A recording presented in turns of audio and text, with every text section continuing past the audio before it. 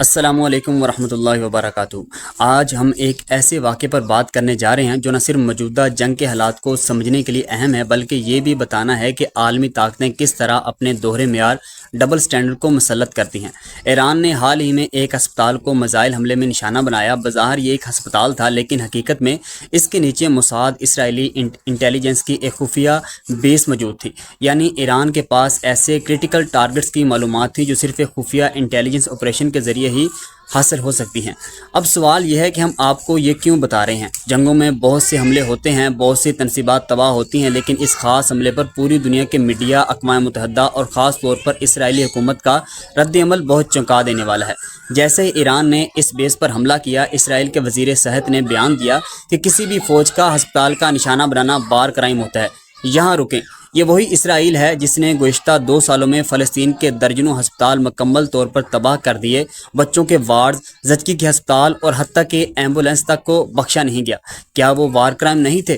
جب خود پر حملہ ہوا تو وار کرائم، جب فلسطین پر حملہ ہو تو سیلف ڈیفنس۔ یہ ہے دنیا کی وہ منافقانہ سوچ، اسے ہمیں سمجھنے کی ضرورت ہے۔ دوسری طرف اسرائیل ایران کو دہشت گرد ملک کہتا ہے، اسے باربیرک اور بیکورڈ قوم قرار دیتا ہے، لیکن ذرا غور کریں، ایران نے انٹرنیشنل میڈیا پر کوئی پابندی نہیں لگائی، وہ دنیا کو اپنا موقف دکھانے دیتا ہے، مگر اسرائیل نے CNN پر پابندی لگائی، BBC پر پابندی لگائی اور الجزیرہ کے خلاف وہی بیان دیا جو پاکستان میں بعض شدت پسند عناصر دیتے ہیں کہ جس نے دیکھا وہ بھی مجرم۔